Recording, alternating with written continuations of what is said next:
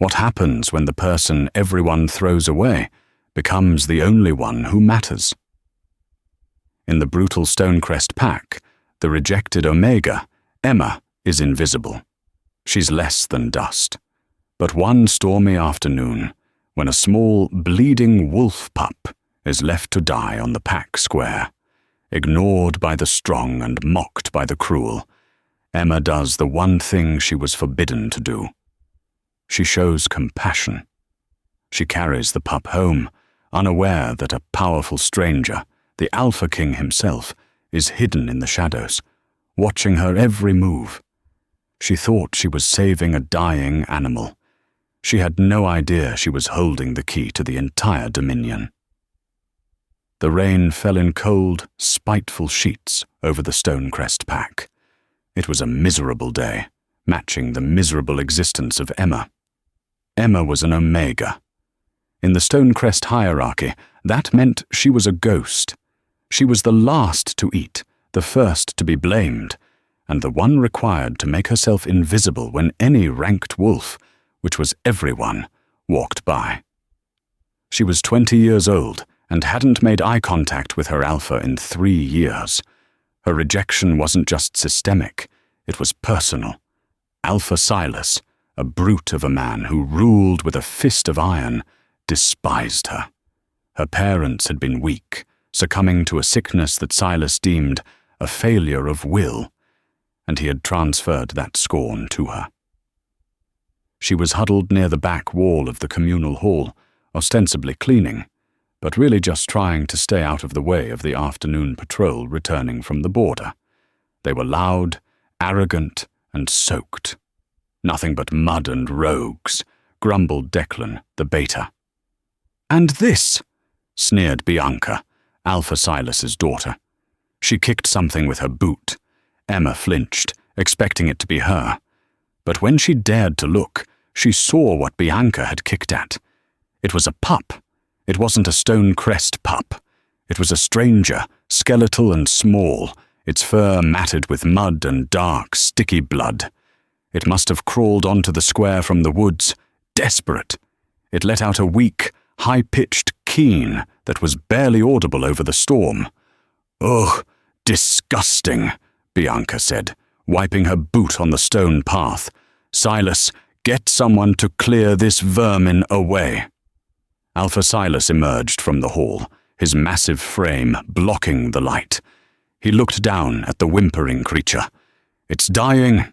Don't waste the effort. The storm will take it." "It's a bad omen," another warrior muttered. "A strange pup dying on the square." "It's weak," Silas boomed, his voice a hammer. "Weakness is the only bad omen. Leave it. Let the crows have it. A good lesson for our own pups on the cost of failure." The patrol moved on, laughing and shoving each other toward the warmth of the hall, their heavy boots splashing mud just inches from the pup's head. The square emptied. The pack members, following their alpha's decree, turned their backs. They saw weakness, an inconvenience. Emma watched from the shadows of the doorway.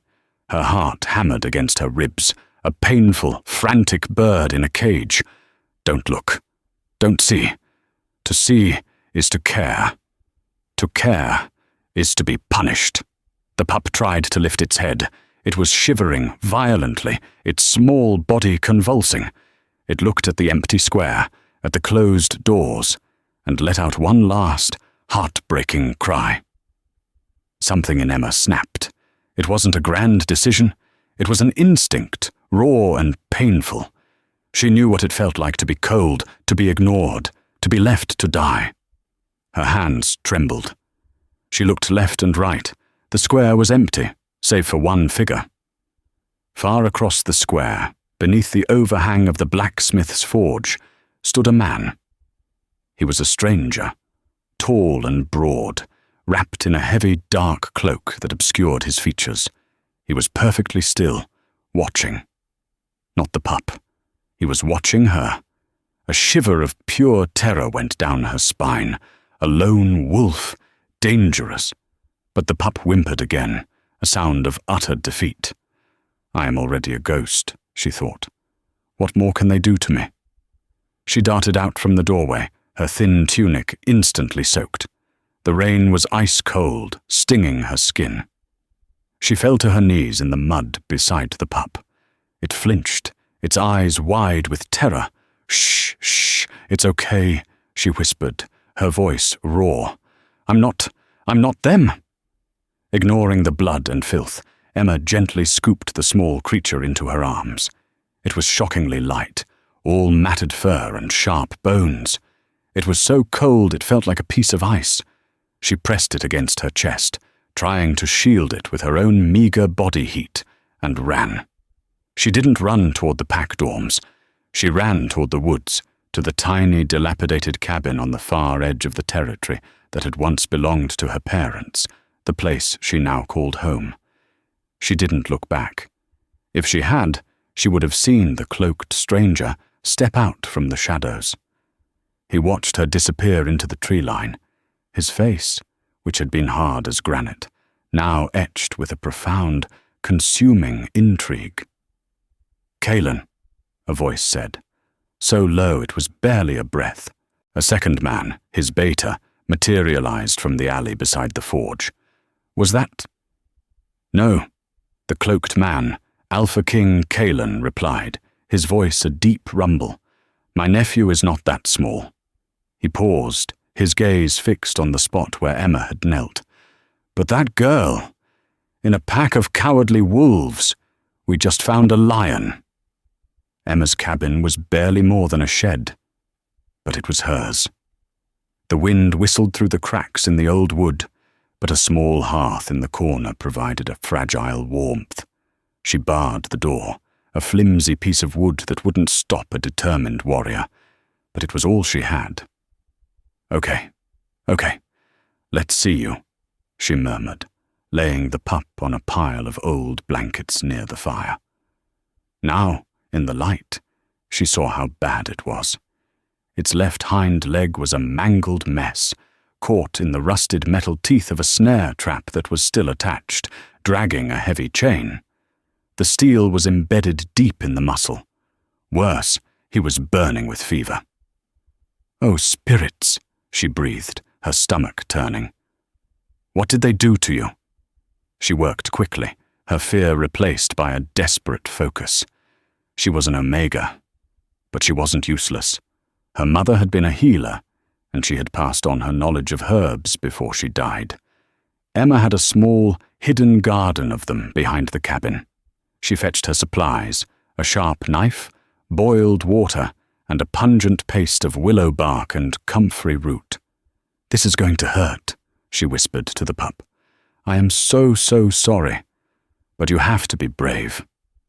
The pup whimpered, but didn't fight, as she began the agonizing work of cutting the snare from its flesh. It was a brutal, bloody process. Emma's hands were slick with blood, tears of sympathy and rage streaming down her face. "Who would do this?" she hissed, finally prying the last metal tooth from the wound. "Who would trap a pup?"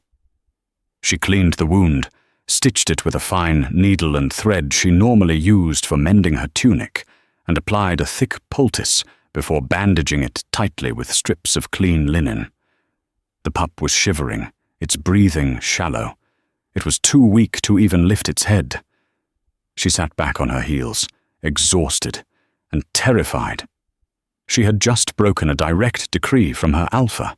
If Silas found out, she wouldn't just be beaten, she'd be exiled. A lone Omega, exiled during a storm. It was a death sentence. "We just have to be quiet," she told the pup, who was watching her with intelligent, unnervingly aware eyes. They were a strange color. Not the usual brown or gray of a wolf, but a deep, piercing amber. "We'll get you strong, and then you have to run. Far away from here." She named him Leo. It meant lion. It felt right for his brave amber eyes. For 2 days, Emma lived on a knife's edge. She snuck out only to get water, foraging for mushrooms and roots for herself, and mashing up the small portion of bread and stew she was allotted from the pack kitchen for Leo. He refused it. He would only drink water, and even that was a struggle. His fever wasn't breaking. The wound was infected. "Please," she begged the small creature on the third night, the storm still raging. "Please don't die. I don't know what else to do." Leo let out a weak cough, and his eyes started to glass over. Emma's hope began to crumble. She had defied her alpha, risked her life for nothing. She was just a weak omega after all. She couldn't even save one small life. That's when the knock came. It wasn't a tentative tap. It was a solid, authoritative thud on her door. Emma froze. Her blood turned to ice. He knows. Silas is here. Leo, sensing her panic, tried to growl, but it came out as a pathetic wheeze. "Emma of Stonecrest," a deep voice called. It wasn't Silas. This voice was calmer, richer, and held an authority that vibrated through the very wood of the door. It was the stranger from the square. "Go away," she cried, her voice trembling. "I have nothing. I am not here to take anything," the man said. "I am here to help him." How could he know? "I saw you in the square. I am a traveler. My name is Cale, and I have medicine." Emma was trapped. She looked at Leo, who was breathing in short, shallow gasps. He wouldn't last another hour. She was a dead wolf either way. If Silas found her, she was dead. If this stranger was a rogue, he'd kill her and the pup. But if he was telling the truth... She slid the bar back. The door opened, and the man from the square filled the entire frame. He was massive, larger even than Alpha Silas, but he moved with a fluid grace. He lowered the hood of his cloak. Emma's breath caught. He was, without question, the most powerful man she had ever seen. His face was stark and handsome, carved from granite, with a short-cropped dark beard. But it was his eyes that held her. They were the exact same, impossible shade of deep, piercing amber as the pup's. He wasn't looking at her. His gaze was locked on the small, dying form by the fire. "So, it is you," Kyle murmured, a world of pain and relief in his voice. He swept into the cabin, bringing the cold air and the scent of pine and ozone. He knelt by the pup, his large, calloused hand surprisingly gentle as he touched Leo's head. "He's burning," Emma whispered, terrified. "The wound is infected. My herbs aren't working." "They wouldn't," Kyle said, his focus absolute. He unwrapped a leather roll from his pack. It was filled with surgical-grade instruments, silver vials, and small, labeled pouches. He is not a common wolf. He needs silver-spun sutures and an infusion of ghost maple extract. Your omega herbs are holding back the tide, but he's of alpha blood. The infection fights differently.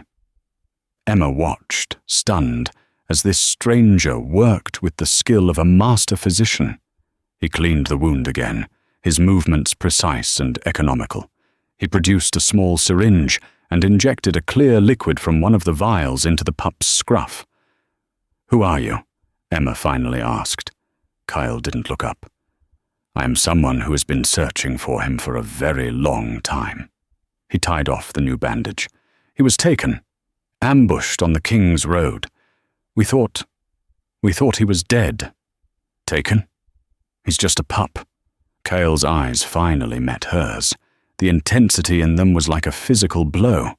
"He's not just a pup, and you saved him when all your pack's strongest warriors turned their backs."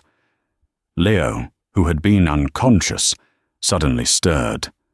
The new medicine was working with impossible speed. He whined, and Kyle picked him up, cradling the small wolf against his massive chest. Leo nuzzled into his cloak, a sound that was half purr, half sigh. "Thank you," Kyle said, his voice thick. "You have done me a service I can never truly repay." I just couldn't leave him," Emma said, feeling small. A sudden, violent crash echoed from outside. The door flew off its hinges, splintering into a dozen pieces. Alpha Silas stood in the doorway, flanked by Bianca and Declan. They were soaked, their faces twisted in rage. "I knew it," Silas snarled, his eyes fixing on Emma. "Hiding, hoarding, and with a man." Bianca's eyes, sharp and cruel, landed on the pup in Cale's arms. "And the vermin, you defied your alpha. You brought this filth into our territory." "She's a traitor," Declan yelled. "Exile her, or kill her now." Silas took a step into the cabin, his claws elongating. "You are finished, Omega. You and your worthless mutt."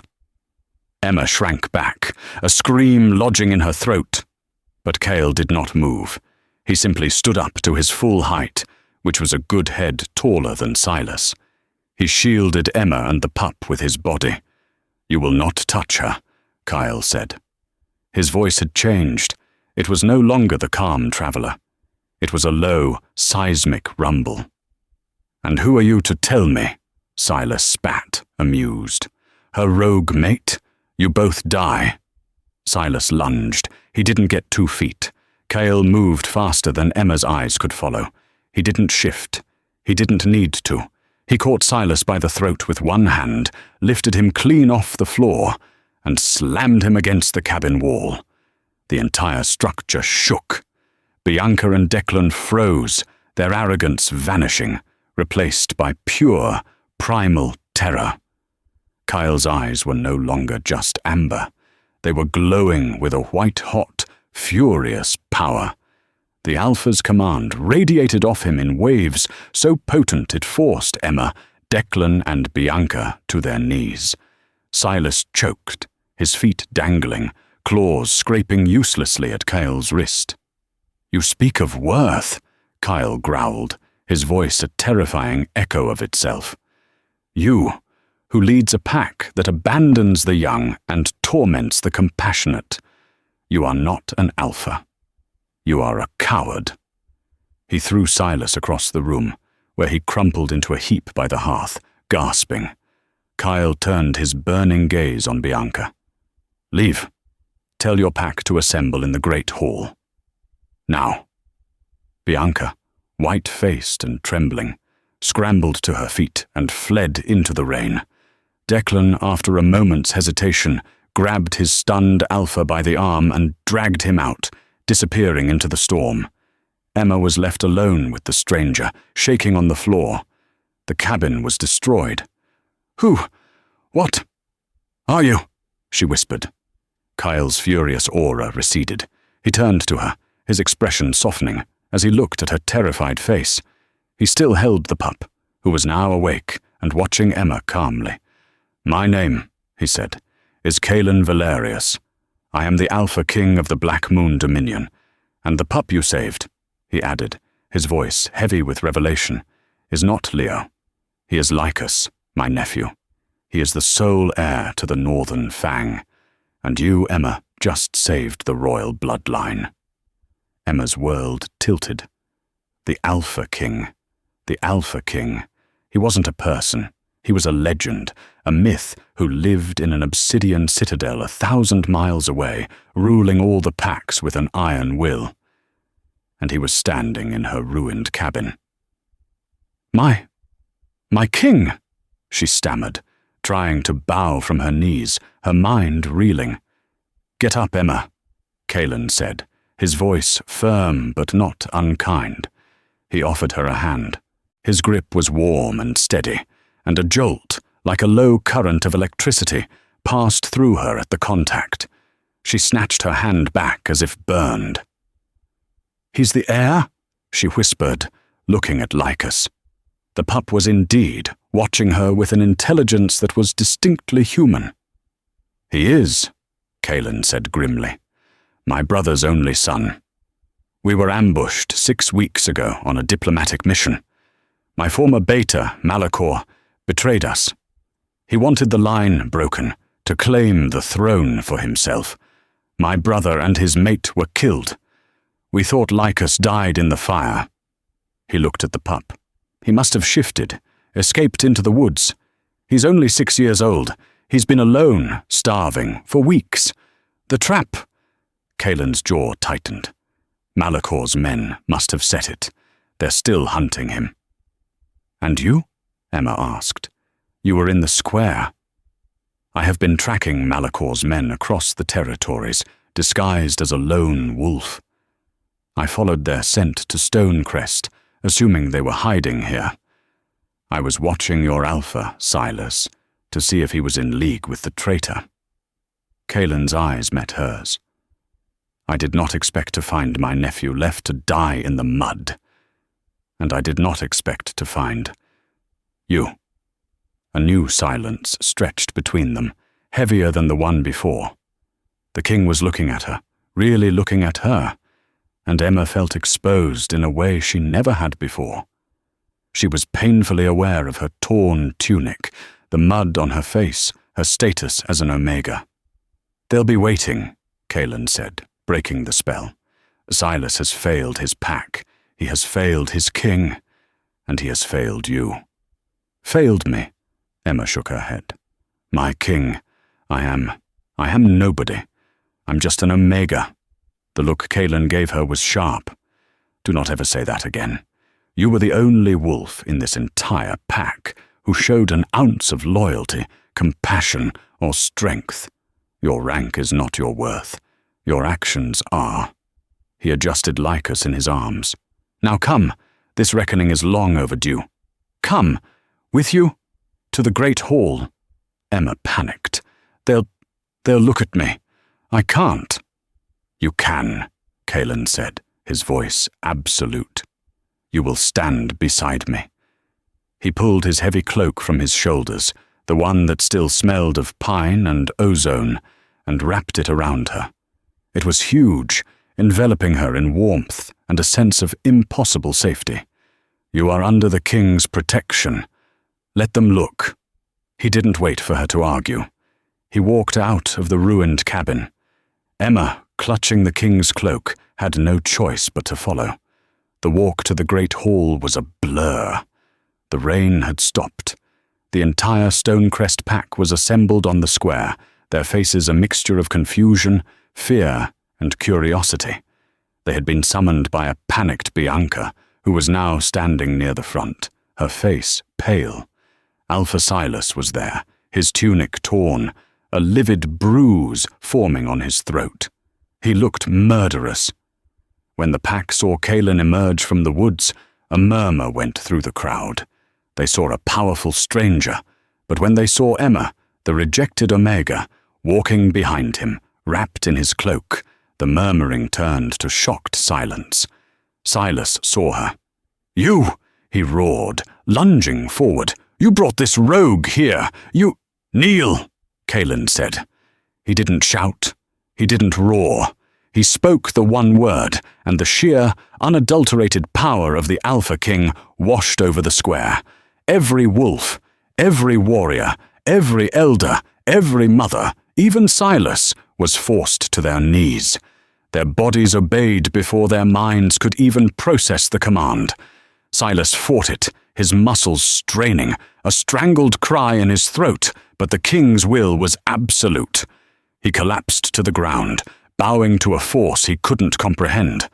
Only Emma, sheltered by the king's proximity and his cloak, was left standing. She stood beside him, trembling, as 200 wolves knelt before them. Kaelin walked to the center of the square, Lycus still held securely against his chest. I am Kaelin Valerius, Alpha King of the Black Moon Dominion, he announced. The collective gasp was audible. I came to your pack borders hunting a traitor. I came looking for weakness, for corruption. I found it. His gaze swept over the kneeling pack. I watched as a royal pup, an heir to the bloodline, lay bleeding and dying in your square. Horror rippled through the crowd. I watched your warriors mock him, he continued, his voice growing colder. I watched your alpha, he pointed at Silas, call him vermin and weakness, and leave him for the crows. You all turned your backs. He paused, letting the weight of their failure settle on them. All but one. Kaelin turned and beckoned Emma forward. She felt faint, but his gaze held her, kept her upright. She walked to his side, the eyes of her entire pack on her. This Omega, this nobody, who you have scorned and rejected. She alone had the courage of a true wolf. She defied her alpha to do what was right. She saved the life of your future. He held up Lycus. The pup, though weak, lifted his head, and his amber eyes shone in the clearing gloom. This is Lycus of the Northern Fang. Your pack condemned him. Your Omega saved him. Kaelin looked down at Silas, his face a mask of cold fury. Silas of Stonecrest, you are charged with dereliction of duty, endangerment of the royal bloodline, and fostering a pack of cowards. Your judgment is at hand. The square was so quiet that the drip of water from the eaves sounded like drum beats. Silas, still forced to his knees, was shaking with a mixture of rage and terror. "My king!" Silas managed, his voice a gravelly choke. I didn't know. How could I know? It looked like a rogue pup, diseased." "You judge by sight, then?" Kaelin's voice was dangerously soft. "You do not use scent? You do not use instinct? You smelled no alpha blood? You sensed no royal lineage? Or did you simply not care, because he was small and injured?" Silas had no answer. "And you," Kaelin said, turning his gaze to Bianca. She flinched as if he had struck her. "You kicked at him. You called him filth." "He was," Bianca cried, her voice rising in a desperate shriek. "He was filthy. It was her. She's the traitor. She must have brought him. She's working with the rogue, Malachor. She's a spy." It was a desperate, venomous lie, and for a heart-stopping second, the pack wavered. They looked at Emma, their long-held suspicion of her flaring up. Emma's heart stopped. She had no defense against such a lie. "She is no spy," Kaelin said, his voice slicing through the tension. He took a step closer to Emma, placing his free hand on her shoulder. The warmth seeped through the cloak, steadying her. "She is the only wolf here I trust." He looked back at Bianca. "You lie to your king to cover your own cruelty. That is your second offense." Kaelin turned to the crowd. "I will have the truth. Declan, beta of this pack, you were there. What did your halfa say?" Declan, kneeling, was white as a sheet. He looked at Silas, then at the king. He was trapped. He said he was weak, my king. He said to leave him, as a lesson. "And you agreed?" I follow my alpha," Declan whispered. "You follow him into dishonor," Kaelin stated. "Your loyalty is misplaced.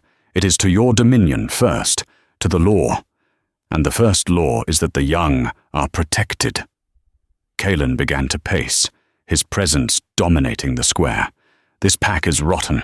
It stinks of arrogance and weakness masquerading as strength. You have forgotten what it means to be a pack. You have forgotten compassion. You have forgotten honor." He stopped in front of Emma. He looked at her, his expression unreadable.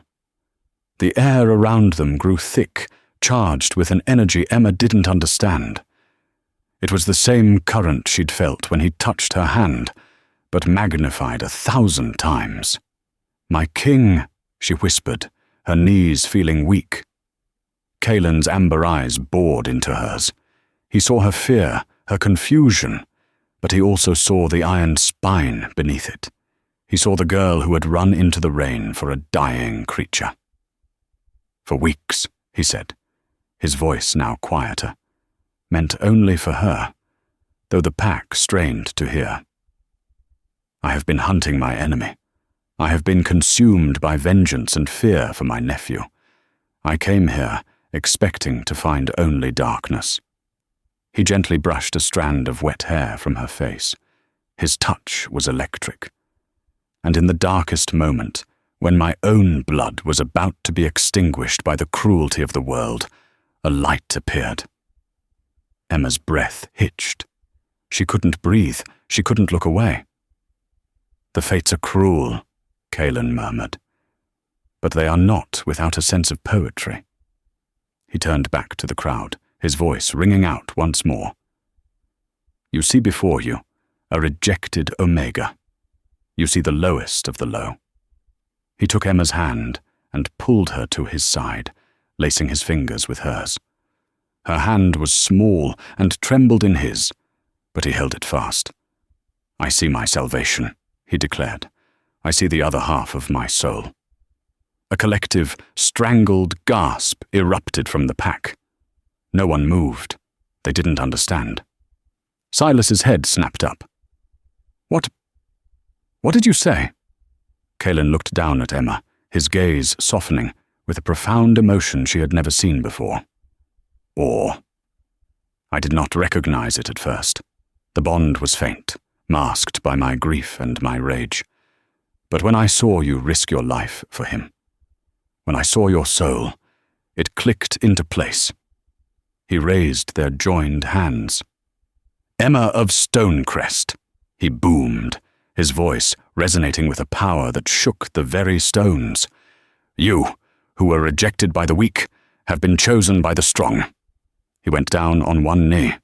The Alpha King knelt, before an Omega, before her.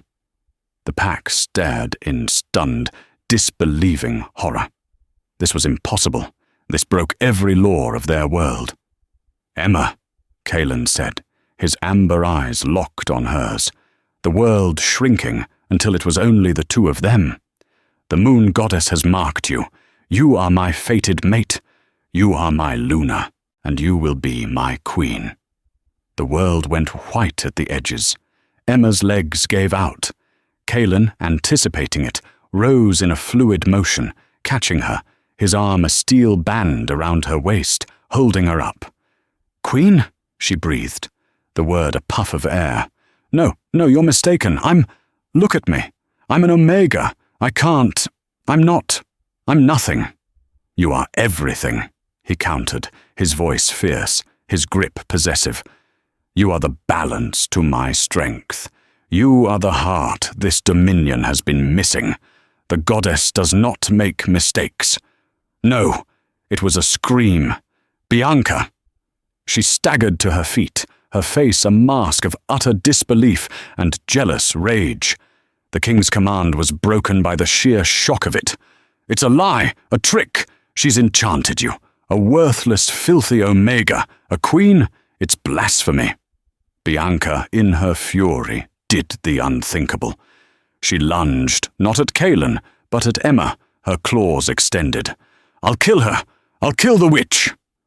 Emma saw the flash of claws and instinctively flinched. But Kaelin had already moved. He didn't shove Bianca. He didn't strike her. He simply released his full, unrestrained aura. It was not the controlled command from before. This was the raw, primal power of an Alpha King protecting his mate.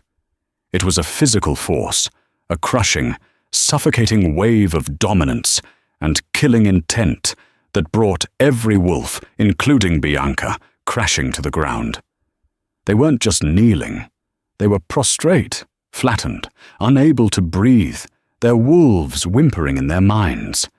Bianca choked, her claws scraping the mud inches from Emma's feet. "You," Kaelin's voice was a low, terrifying vibration, "will never threaten my Luna again. You will not speak to her. You will not look at her. You are fortunate she is compassionate, because I am not." He reined in his power, just enough for them to breathe.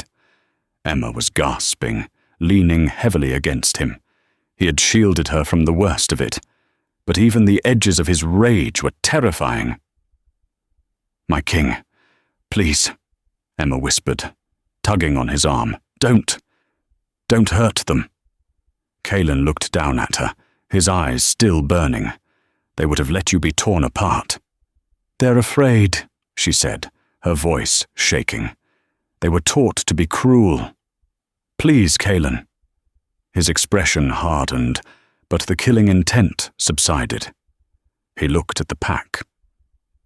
Your future queen, he said, his voice clipped, has pleaded for your lives.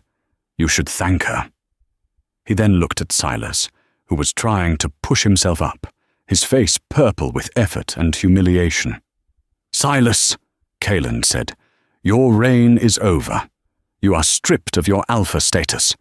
You can't, Silas roared, finding his voice. This is my pack. It was never your pack, Kaelin countered. It was a pack on loan from the Dominion, and you have failed to pay your taxes in loyalty. You are exiled. You will leave these lands before the moon rises. If you are found on Stonecrest territory, or any territory under my rule, you will be hunted as a rogue and executed.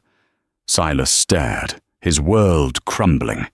Declan, Kaelin snapped. The beta flinched. You followed a corrupt alpha. You have no honor. You are stripped of your beta rank. You will serve the pack as an omega, effective immediately. You will learn the humility and strength that Emma has lived. Perhaps one day you will earn a rank again. Declan collapsed, his face ashen. And you, Bianca, Kaelin said, his voice laced with ice. You, who despise the weak. You, who attacked your future queen. You will receive the same fate. You are Omega. You will take Emma's chores. You will clean the kennels. You will mend the tunics. And you will eat last. And you will learn what it means to be invisible. Bianca let out a low, animalistic wail of despair. The pack was silent, terrified. Their entire world had been dismantled in less than 10 minutes. Kaelin turned to the crowd. Your leadership has failed you. I will appoint a new alpha. Someone who understands that strength is not just about claws and teeth.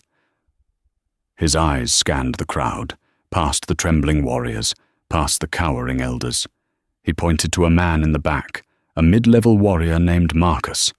He was broad and quiet, and Emma remembered him as one of the few who had never actively mocked her. He had simply looked away, his face tight with shame. Marcus, Kaelin commanded. Marcus walked forward, his head bowed. My king. You were at the square. You saw the pup. You did nothing. Marcus winced. I did not, my king. I failed. I was a coward. I feared my alpha. You were, Kaelin agreed. But you didn't mock, and you speak the truth now, when it is hard. Do you accept your failure? I do, my king. Good. Then you can learn from it. Kaelin's voice rang out. Marcus is your new alpha. He will answer directly to me. He will rebuild this pack, not on the principle of power, but on the principle of protection. You will protect your young. You will honor your compassionate. You will become a pack worthy of the name. Is that understood? Yes, my king, Marcus said, his voice shaking but firm. Yes, my king. The pack echoed, their voices a wave of terrified relief. The reckoning was over. Kaelin turned to Emma. The hard lines of the king softened as he looked at her. Emma, he said gently, I have a choice for you. You are Luna of the Stonecrest pack by right.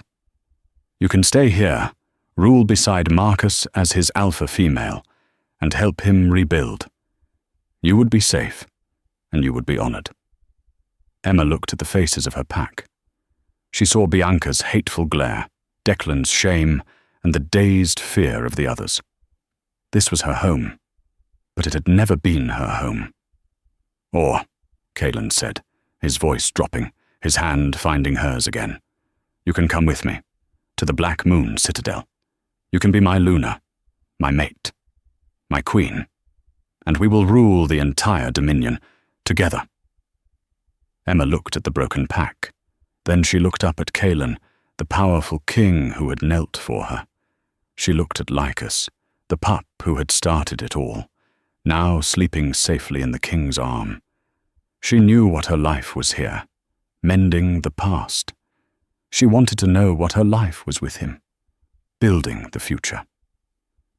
I was an Omega, she said, her voice finding a new, quiet strength. "I know nothing of being a queen. I know nothing of having a heart," Kaelin replied, his voice a raw admission. "We will learn together." She squeezed his hand. "I will come with you." The journey to the Black Moon Citadel was a revelation. They travelled with Kaelin's royal guard, the two men who had been with him in the square, his Beta, Grayson, and his Gamma Ronan, who had appeared from the woods as soon as the pack had been settled.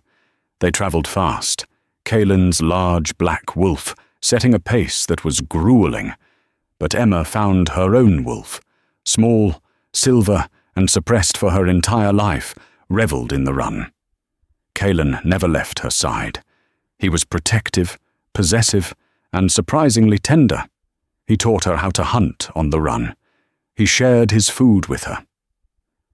At night, he curled his massive wolf form around hers, shielding her from the wind, and for the first time in her life, Emma slept without fear.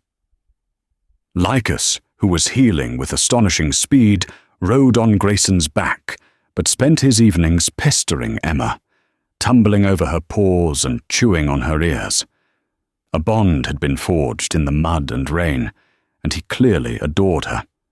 But the journey was not without its shadows. One night, as they sat by the fire, Emma touched the faint, silvery scars on her arms, reminders of her life in Stonecrest.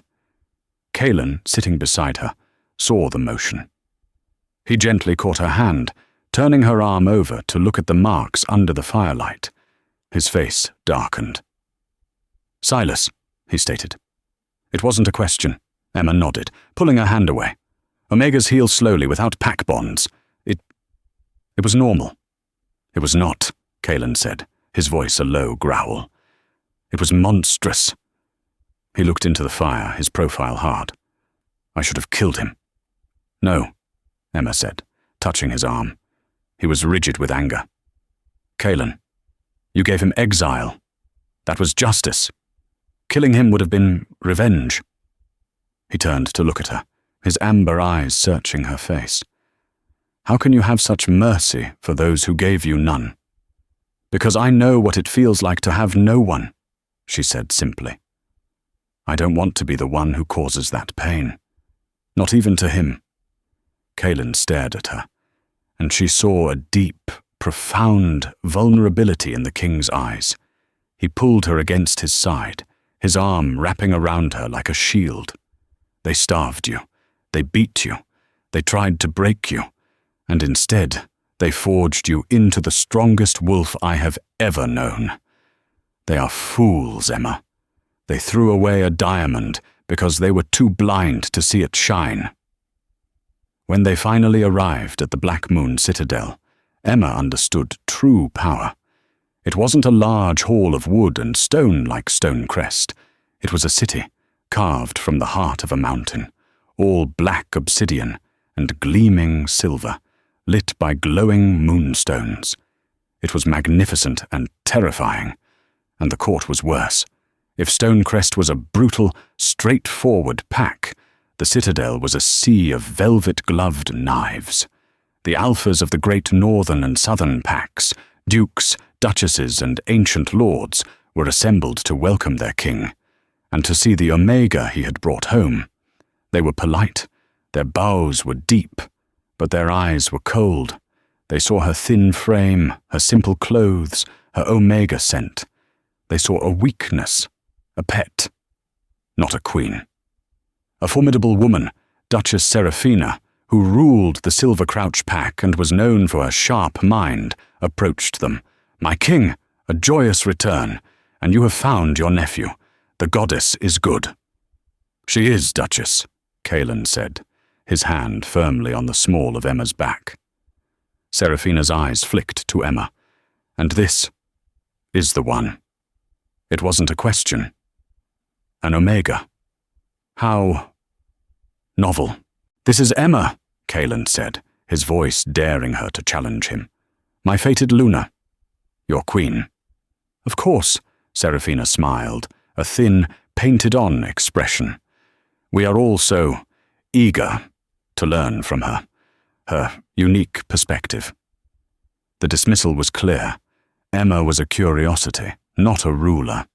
For the first few weeks, Emma felt like she was drowning.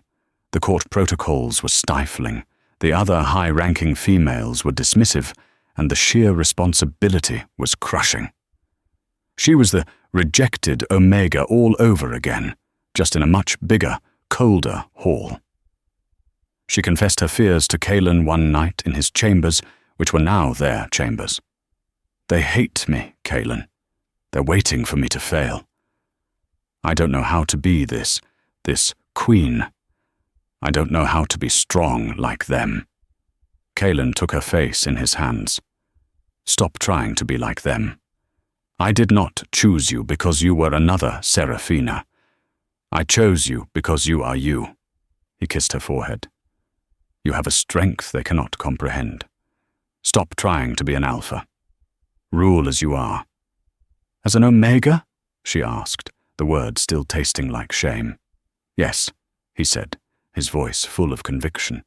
"Rule with your heart. Rule with your compassion. That is what I have been missing. It is what this dominion has been missing. Stop fighting who you are, Emma, and start using it." Kaelin's words became her new creed. Rule as you are. Stop trying to be an alpha.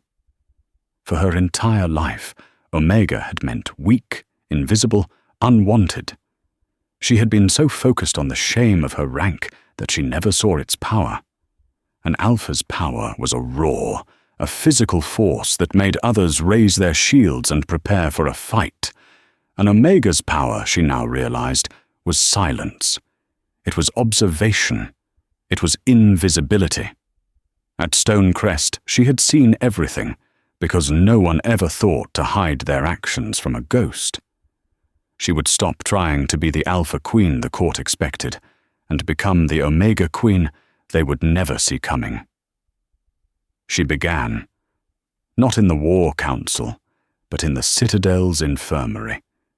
It was run by the severe Dr. Aris Thorne, a high-ranking physician who prized his academic texts over all else. He was visibly annoyed by her presence. "My Luna," he said, his bow stiff. "This is a place of science. Perhaps the gardens would be more restful." Emma ignored him, pointing to a young warrior, shivering with a violent fever, his legs swollen and streaked with red. "What's wrong with him?" "Rogue blade poison," Dr. Thorne said flatly. "The standard silver weave antidote is not working. He will be dead by morning." Emma stepped closer, ignoring the doctor's offended expression. She leaned down and did what he, in all his wisdom, had not. She smelled the wound. It didn't have the sharp, coppery tang of venom. It smelled deep, stagnant, and green.